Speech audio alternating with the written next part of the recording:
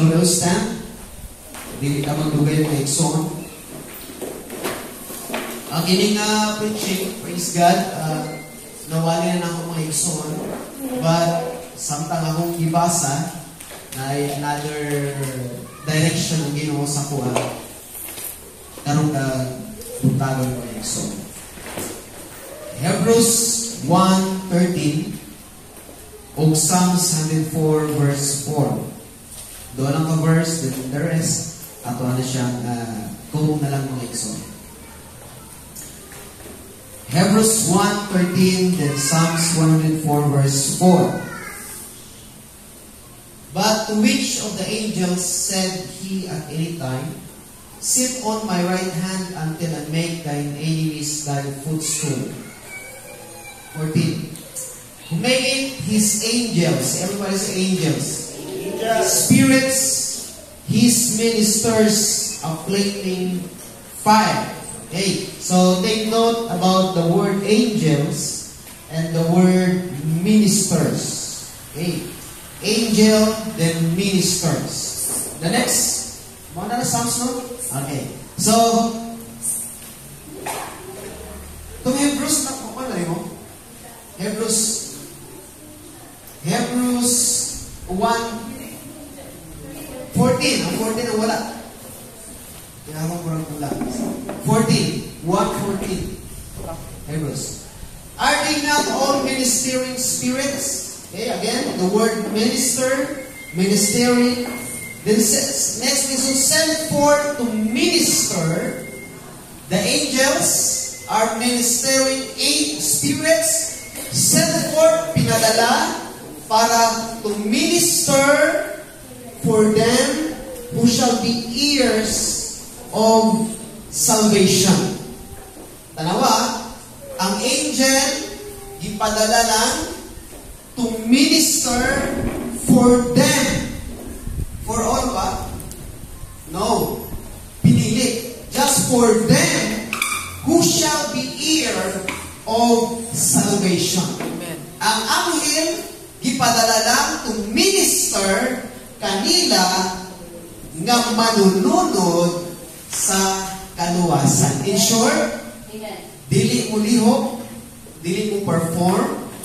Ang mga angels, the ministering spirits, praise God sa mga tao na wala pa nakabaton sa kaluwasan. Kung napatunan na nato ang kaluwasan, mga iso, pwede ba nato palakpakan ng Diyos? Because you are one of them. You are one of them. Praise God. That minister, praise God, sa mga angels. Makadala ko sa topic na guluhan, activating angels. Hindi ko tapat. Activating angels. Angel activate. Matayo ko sa paglipad mga isang angel activate. So again, iklaro mo na ko ang trabaho sa angels is to minister. Okay? Mualagad. Serve. Pero, remember, ang ilang servisyon, dili tanan. Muna kailangan natin mahibalaan, kinsa lang ang servisyon sa mga anghel. Ingon sa pulong sa Ginoo, sila nga manununod sa kaluwasan. Everybody say amen. Angel. Praise God. Kinahanglan ka ng katapag ni mga angel, ma-activate na. I will activate. Okay. Ang angel ni mong brother Hilos, kinahanglan. Di na ma-activate sa mga kayaga. Di na mahilok sa mga kayaga. Na something ka nga himuon para mahilok ang angel nga nagasunod sa imo. Gets na to, point? May action ta nga makapag-deactivate sa angel. May action po ta nga makapa-activate sa angel. Wala matinganan ka, wala ito ba? Kaya ang imong action nagpa-deactivate sa angel. Pero na ay action na kinahanglan nato na ang angel mo activate sa atong mga kinabuhi. Everybody say amen. So, activating means to put on active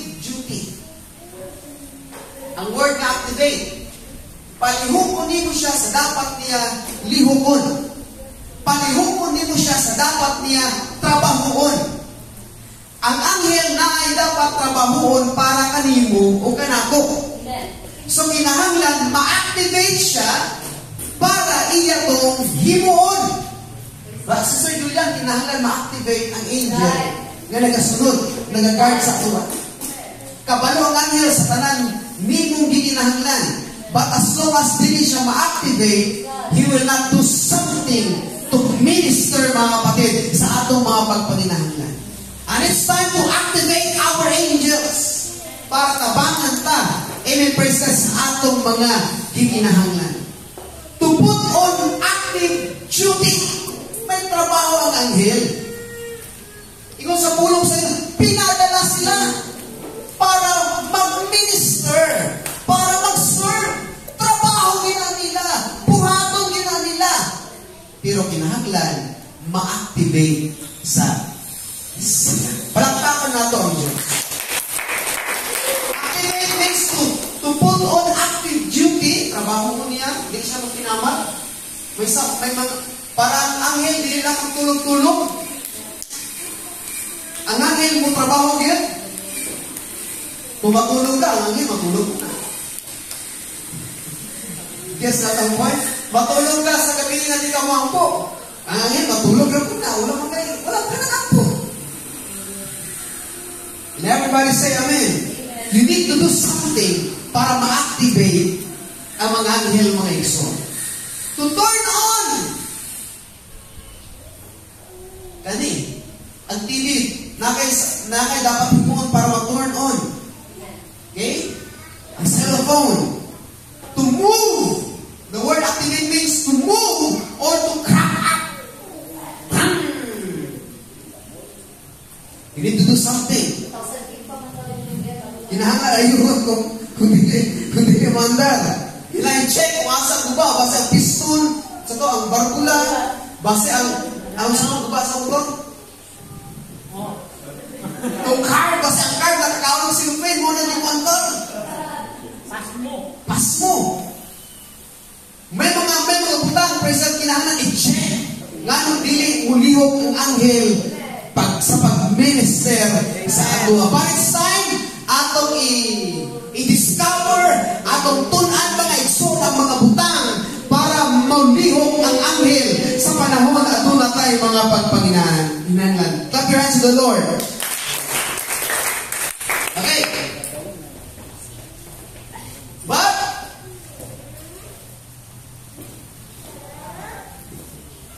kabalo mo mga igsoon, ang mga anghel, sa mga spirit, supernatural sila mga igsoon, they have powers, pero gusto na ako pong i-remind mga igsoon, you know, Christians, kinahanglan natin masabtan that we are forbade to worship angels. Powerful ang angels, pero kinahanglan din na mag-isip. To worship angels. Why? Ikaw sa pulong sa Ginoo, wala sila gibuhat to worship, para ma-receive sa worship, but God made them to minister. Right. That is a point. Amen. Sa mga wala idea mo good, let's pray for them. Ang ilang prayer, para sa amin, angel of God. Ano sa angel of God na naman po? Yes. Di man sila tinangan ang i-worship, di man sila ang ampuan. Amen. Ang trabaho nila, minister. They are just servant of God. Amen. Di sila dapat sa worship. Pero nice something na dapat ni mo himuon para mulihok sila. Okay? Tagata mo mga verse nga bawal mo worship o pray sa angel. Ay yung pray sa angel mga igsoon. Colossians 2:18. Dalawa. Colossians 2:18. Doon yung verse na ako paon. Daghan sila.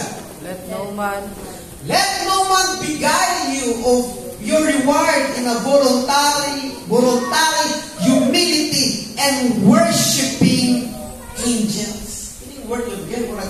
Bilin lang? Something? Pakita niyo yung mga.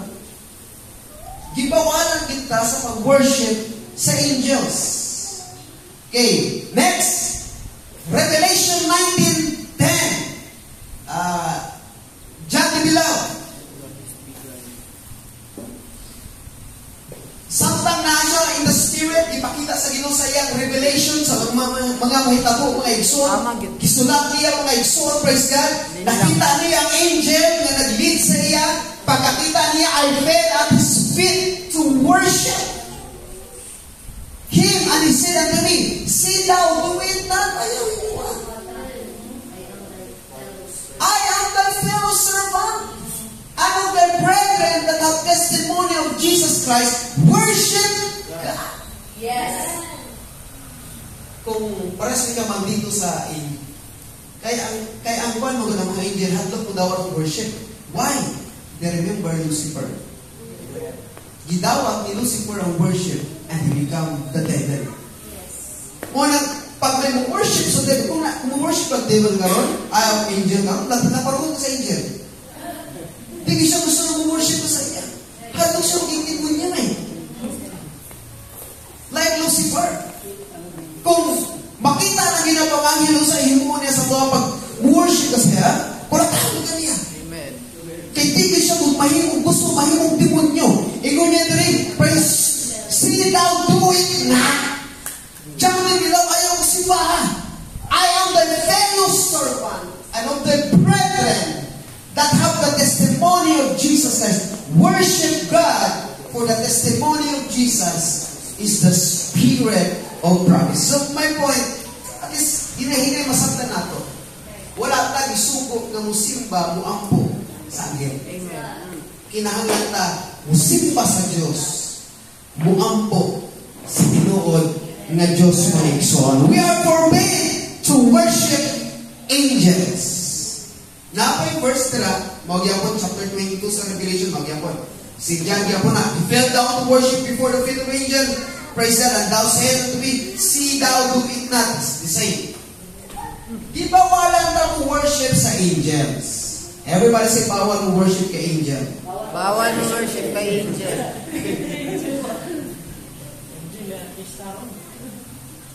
Spirit to. Spirit to siya mga iksod, gamhanan, may power. Bawal na mo worship. Ikatwa, labaw na sa tao. Nakita ko mula sa Facebook, nagpahid pa niyo sa tao. Gino kanukan ng kamot.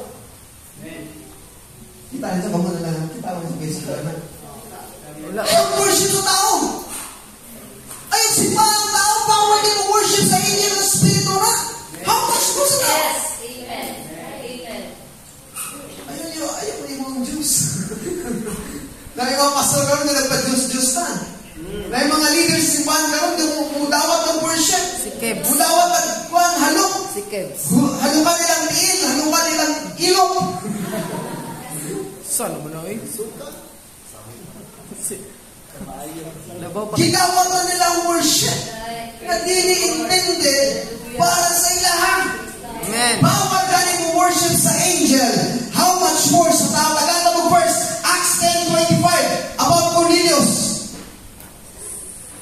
To 26. Acts 10.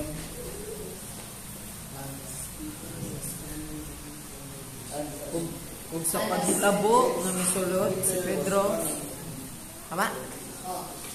Basahon, Mister? Basa. Bisaya na ni Mister. Sige, basa. Ug sa paghitabo nga misulod si Pedro, misugat si Cornelio sa pagdawat kaniya. Ug mihapa siya sa iyang tiilan ug misimba kaniya. Nag-fasting si Cornelius, buutan ng tao, manghinatagan mga igsoon, may nagpuon sa Ginoo. While si Pedro nag-fasting mga igsoon, gi-connect sa Ginoo ang vision ni Peter o ang vision ni Cornelius. 26. Then, gipadala mga igsoon present sa Ginoo ni Pedro ang iyang mga katauhan padulong kay Cornelius mga igsoon. Gilid si Cornelius padulong kay Peter. Pagsugat mga igsoon ni Cornelius kay Peter. Pagkakita ni Cornelius, niluhok.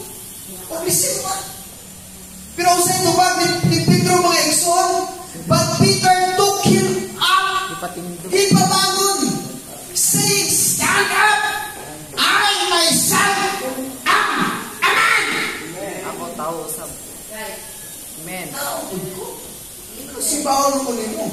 Simbaha ang Diyos na atong ginalagaran.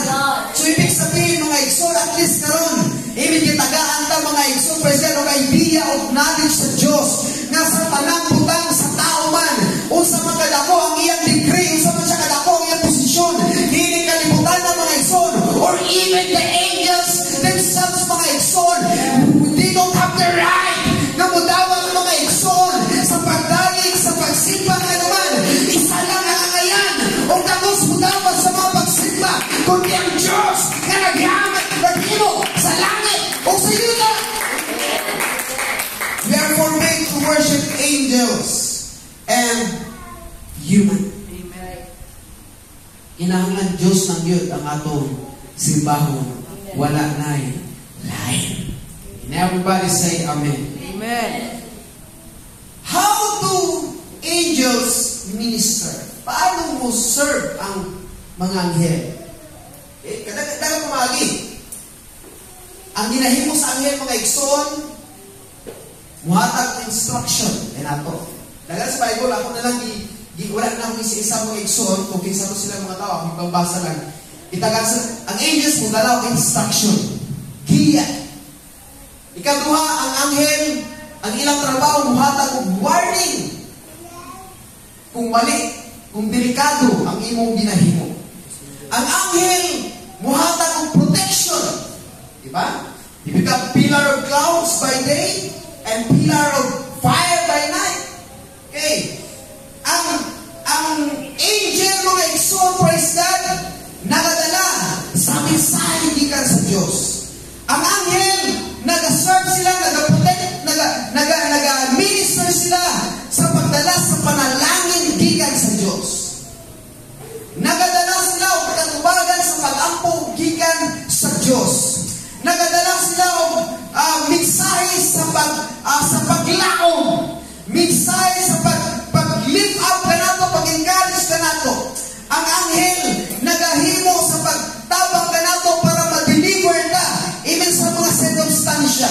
Ang anghel, nagatabang ka nato, mabutaog ka sa kanang battle sa atong kinabuhi. Ang mga anghel, even nag-open sa mga doors, sa mga opportunity, even present para panalanginan pa sa Diyos, ang atong mga trabaho, ang atong mga negosyo, o kanang butang, na atong mga pagpaningamot sa atong kinabuhi. Kamay pa rin ang atong ibutang din mga igsoon, pero yung sa pulong sa Diyos, atong ibasa kanina, even nagatrabaho ang anghel para sa welfare, sa kamaayuhan, sa talang mga Kristohanon na faithful, na nangalagad sa Ginoo. Palakpakan na po ang Diyos mga igsoon. Gusto na ka mong i-convince, even ang anghel, even praise God, sinugo sa Diyos.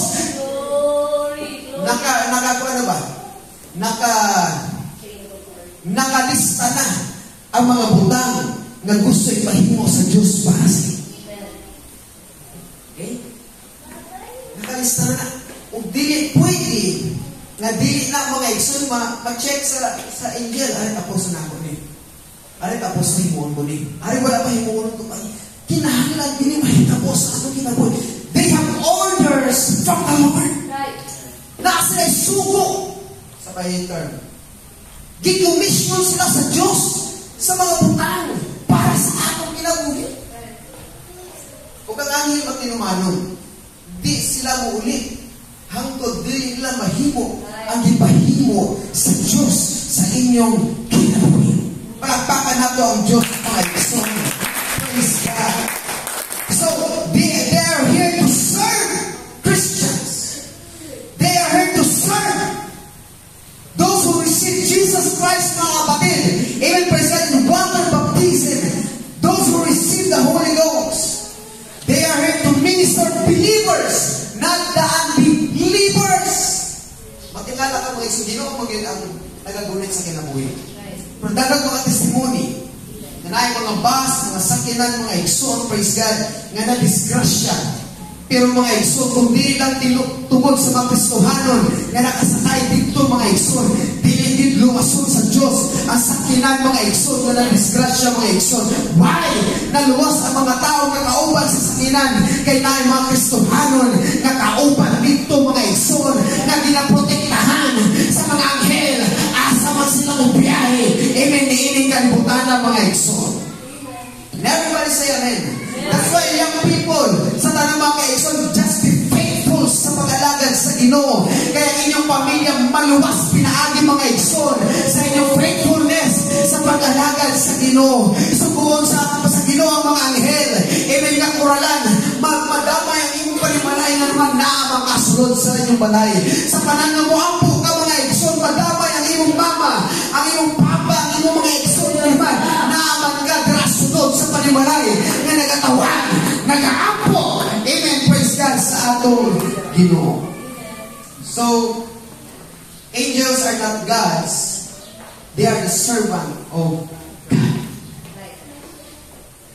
Bago nato i-discover paano ma-activate ang anghel, istoryahan ko nato paano sila ma-deactivate.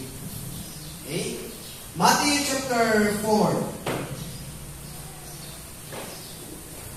verses 5, 6, and 7. Ma-deactivate yun ang anghel pag himuunin yun eh. Then the devil take him up into the holy city, speaking about Jesus Christ. Temptation eh. Okay? The devil take him up into the holy city. Grabe.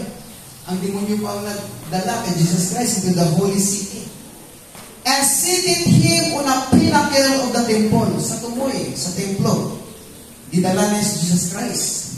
Next verse 6. And said unto him, If thou be the Son of God, cast thyself down. Palukso niya si Jesus Christ. Okay? For it is written, He shall give His angels charge concerning thee. Bantayan mo kasi kung mga anghel.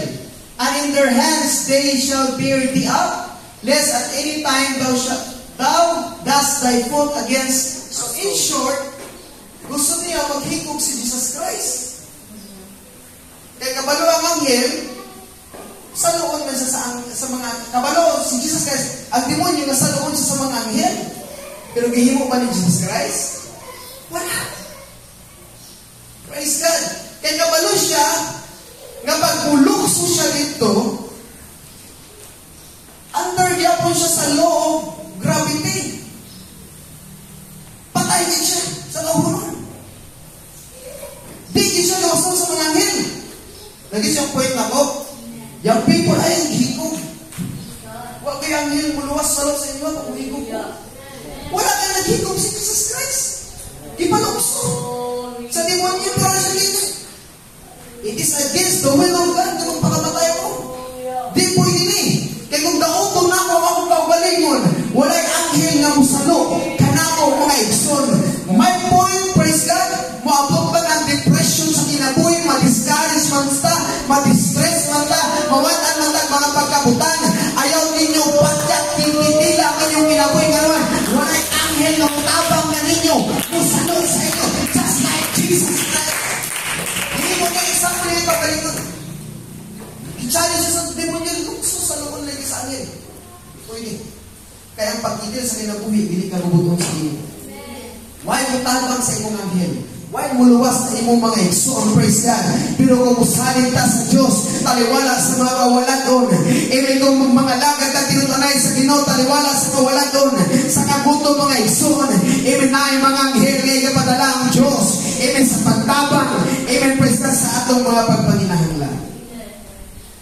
Ay, i-insert na ako ni mga igsoon. 1 Corinthians 11:10. About sa mga babae, i-ikualan nato, i-insert nato. For this cause ought the woman to have power on their head. Ganito yung ulo. Babae lang ha. Naigahong sa inyong ulo. That makes the angel activated. Praise the Lord. Di na po ni kaayo i-explain karon. Kaya kailangan din sa Sunday school mga igsoon. Praise God. But nagsimpulo na siya sa inyong submission. Sa pulong sa Ginoo, you have power on your head because of angels. Gusto niyo may wala? Because of your hair. Praise God. Ladies, gentleman, wala akong gentleman. You have power on your head because of your angels. Praise God. Ang angel mo submit, mo work, ma-activate sa inyong kinabuhi. Why? Because hair symbolizes submission on authority, which is your husband. Hindi na ko na elaborate kayo. Ba't ka na siya mga exon? So why? Praise God. Ingon sa NLT, New Living Translation, for this reason, because of the angel are watching, ang mga anghel na galantaw, NLT translation, for this reason, because the angels are watching, a woman should wear a covering on her head to show she is under authority. Pag ang asawa nako dili sa isip sa kuha, bisag unsa nay ampo, di maminaw, di mo lihok, di mo activate ang anghel sa iyo. Pag musukol sa kuha, bisag unsa nay ampo, di maminaw, di mo lihok. Praise God, ang anghel sa iyo. Why? Kaya ang flow of authority, God, husband, wife, church. Pag dili ka under the authority na gihatag sa Diyos, kapoy mo ang po. Sayang mo ang po mga isugaway. Kaya ang anghel, dili mo lihok. Kaya nga naman, you are not under the authority. Pero pag makita sa anghel nga submissive ka sa iyong bana, mga bata na, mga babae, pag makita sa Diyos na submissive ka sa iyong mama, sa iyong papa, sa mga tao nga gibutang sa Ginoo nga authority sa iyong kinabuhi, sa panahon nga muampo ka, mulihok yun ang mga anghel para tabangan ka sa panahon sa inyong mga kalistanan. I tell you, mga young people, praise God, na wala pang inyong mga papa, praise God, dinikanan sa pag-alagad sa Ginoo, be under authority, praise God. Bisan pa mo, di sa mga nangalagad sa Diyos, pero magpasapit mo, tahuran ninyo sila. Children, obey your parents. Ika, Lord, this is right. Tuman sa mga leader. Tuman sa inyong papa. Tuman sa inyong mama. Why? Tiraang inyong power. Itinmulyo ka ng anghel sa inyong pagpanginahanglan pag di mo under authority. Kung pag makita sa mga anghel, grabe sa inisip kaya sa Biblia. Isa ng iyang papa, inana lang, iyang mama, medyo inana lang, pero wala niya ginalibak ang iyang mama, wala niya ginalabayan ang sunodin, ang di maayo, wala niya ginakontra ang iyang mama, wala niya ginakontra ang iyang mga ginikanan. Bisang kasakitan na siya kaayo, pero submissive yapon siya sa iyong mga ginikanan. Pag makita na sa Diyos, panalanginan yun ka. Amen sa Ginoo. Just be submissive to authority, mga igsoon, praise God. Nagibutang sa Diyos sa inyong kinabuhay. In due season, panalanginan mo sa Diyos na naman. Kaya ginapalihok sa Diyos ang iyang mga anghel over your life. So, may mga action na para mag-deactivate ang move sa anghel sa atong mga kinabuhi. Bisag lisod si Sir Jane, bisag visit sa imong bana. Bisag murag sakit, sunod sa bana nga naman. Kung gusto tag panalangin, mao nang sikreto. Praise God sa atong mga kinabuhi, mga igsoon. Palakpakan daw nato ang atong just be under authority. Kay dira mga igsoon nagatanaw ang anghel kanatong tanan. Number 1, how to activate angels. Dari na. Number 1, personal prayer life. Dili nato mainto ang anghel. Sa prayer meeting, grabe kita manhod. Sa simba, grabe kita hulukso. Pero pag-abot sa atong personal closet, wala tayo po ako. Gets yung point? Amen. Kaya pwede mo itang hulukso-lukso ulit. Hulukso-lukso ko. Diba? Dagan-dagan tapos ang mga kanta natin lumilok-sulok sa dagan-dagan. Pwede ba naman dagan-dagan din? Pero still, binimuli mo ka anghel. Kaya pag-abot sa inyong balay, dako kayo tang oras. Naman mo kung saan na. Pero sa prayer, di na yan. That's your point. So, mag-deactivate ang anghel.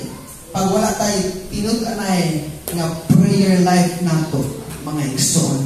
Pero kung prestuhanan ka mga igsoon nga naga-spend time sa mga pag-ampo, nagaluhod ta, nagahilak ta, nagadaguyngoy ta, gina-enjoy nato ang presensya sa Diyos. Even early in the morning, muhatag itag oras para sa Diyos. Even present isang nasa trabahuan, mangita kitag lugar, mga igsoon, mga meditate ta sa pagkamaayo sa Diyos, mga istorya ka sa Diyos. Before na matulog, mga istorya kita sa Diyos. That's our personal prayer life. Ginatanaw na sa Diyos. Importante na sa Diyos, mga igsoon, kanuman, kanangabutang, even present personal relationship nimo sa Diyos, mga igsoon. O kung makita sa Diyos na mainiton ta sa atong personal life, i-represent ang mga anghel ma-activate sa pagliho, sa pagtabang, sa pag-bless.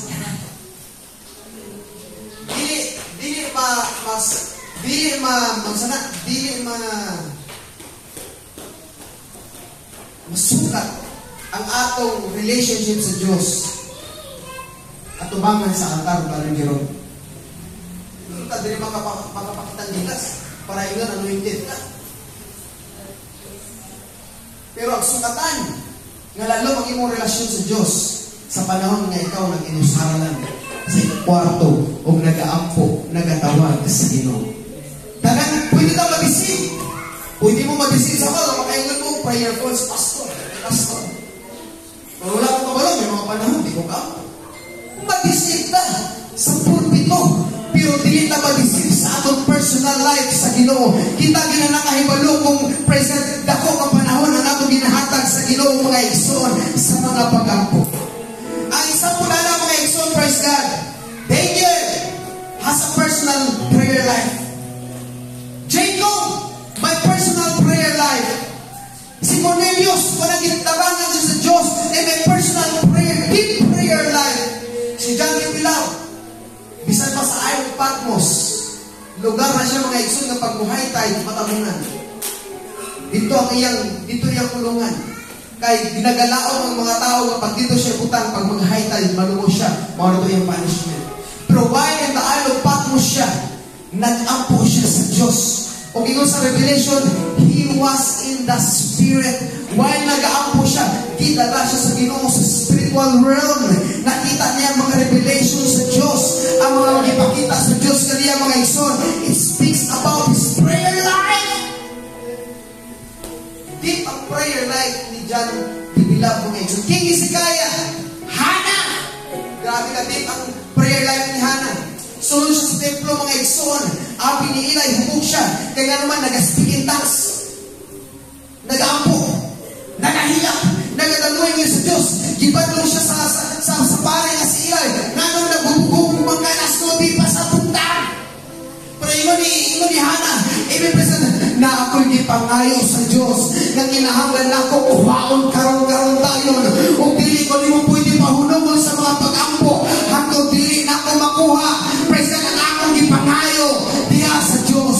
Pipilala na sila mga isunugdanan pa mabutan na tunay personal prayer life. Personal prayer life. Ang pugyot, hatag yung panahon. And ang last ani mga isun si Elijah. Ingon sa pulong sa Ginoo, Elijah was a man subject to like passion as we are. He prayed earnestly. Tao ng moon, praise God, si Elijah.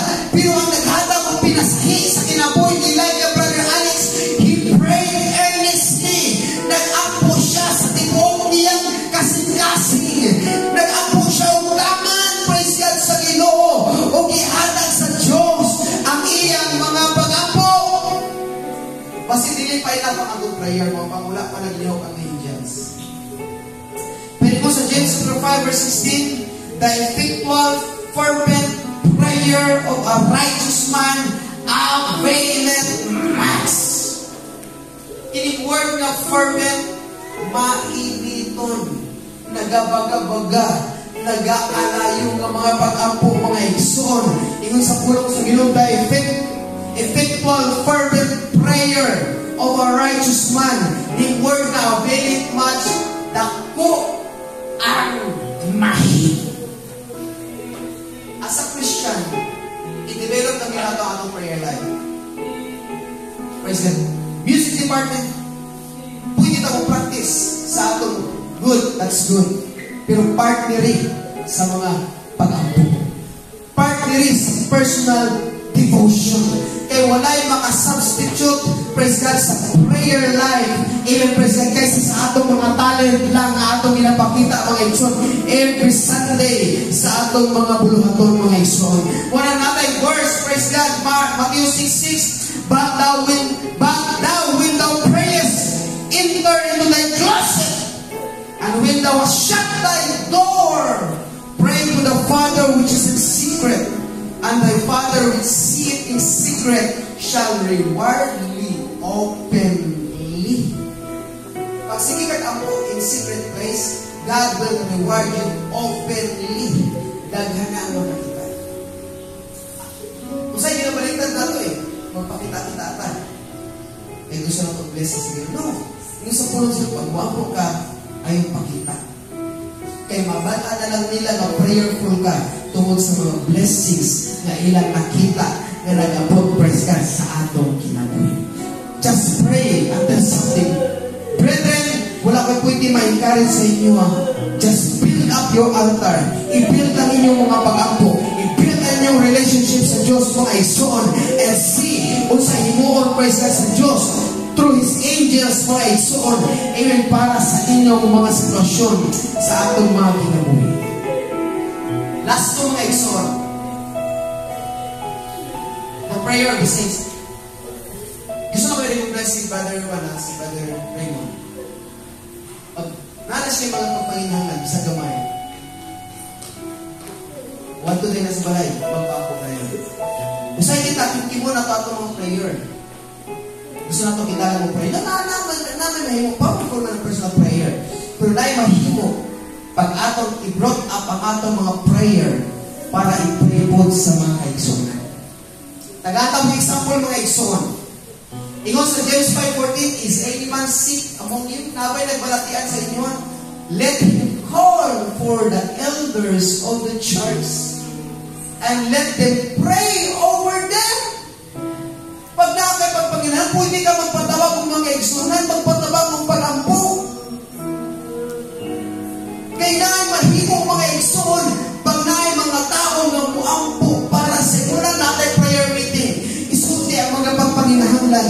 Isulti, praise God, ang mga request. Why?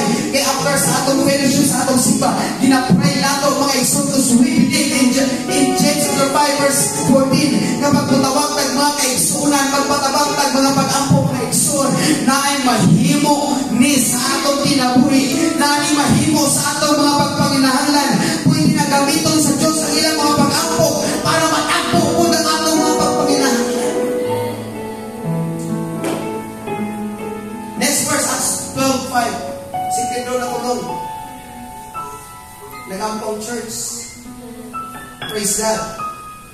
Giyablihan sa Diyos ang gate sa prison.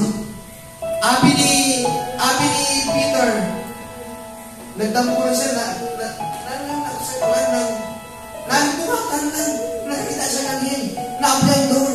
Pero yung sa pulong sa Ginoo, and when Peter was come to himself, inintay lang come to himself na nakamat nun. Di kong gininigan ko. Tinuot mo ganyan, nagawas ko sa prisuan. Praise God. Gilid siya sa anghel. Nakabot siya sa balay ni Mark, mga igsoon. Verse 12, where many were gathered together praying. Matoy na nagawas si Peter sa prisuhan kay sa balay ni Mark na ay mga kaigsuunan nga nag-ampo para kaniya. Natin mga kaigsuunan na dikulong sa problema. Gikulong mga igsoon sa depression. Gikulong sa mga kawaladon. Why not after this, we will pray for them together, mga kapatid. O gusto natin makita na natin mga igsuunan makagawa sa ilang mga prisuhan, makagawa sa ilang mga silda, mga igsuon, even through our prayers. Church, we need to pray for our brethren. We need to pray for Brother Junior. Wala pa mga igsuon. Nasa mga ginagiyan na wala mo na kabalo. But when we pray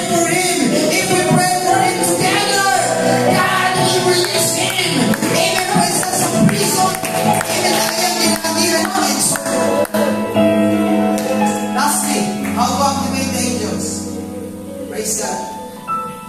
Murag karon murag maguna-una ko lisod ang inyong mga gihikan na magawas. But pray until something happen. Matingala na lang mo, mura mong si Roda nga na-shock. Nag-knock na si Peter. Yung natin ka dali. Basta matingala na lang mo, sipa yung ginikanan. Praise, sipa lang yung ama. Kasi ako kasupa. Kasi ba lang yung kahit yung mulong mangod. Nag-pray mo na. Masyak na lang mo. Praise God. Sa mahimo sa inyong prayer. Praise God. Atubangan sa Ginoo. Lastly, stand for God and for the truth. If you will stand for God, He will activate the angels for you. Promise 22:20, buy the truth and sell it not. Mordecai, stand for the truth. Si Haman, sikan sa king, praise God, feeling na kaayo, ragharin siya, maigsoon, iguliya, pag-uagi ko sa inyong street, kinahanglan, mulubot mo sa kuwan. Pero si Mordecai, wala'y naihan, nga laing kinahanglan ludhan, kundi ang Diyos. Nang luhod na mga tao, pinahaagi si Haman, pero si Mordecai, indog lang. Tao, hindi na pwede simba. Diyos lang ako pwede simba. In short, praise God, nasuko si Haman. Gusto niya patyo ng tanang mga taga-Israel. But Mordecai stand for the truth na kinahanglan Diyos lang pwede simbahon. In short, praise God, amen, ang iyang pamangkin nga si Esther na asawa ng hari. Grabe mo ito ba Ginoo pag we will stand for truth? Naasawa sa hari ang iyang pamangkin or pinsan nga si Esther. Nga nahigog pa in love kayo ang hari kay Esther. Pagkabalo, praise God, sa hari nga si Haman ang nag-create sa plano para patyon. Praise God, ang mga Jews apil ang iyang asawa. Pero nagsukuha sa hari. Si Haman karon ang gibitay kung namatay. If you will stand for God, God will stand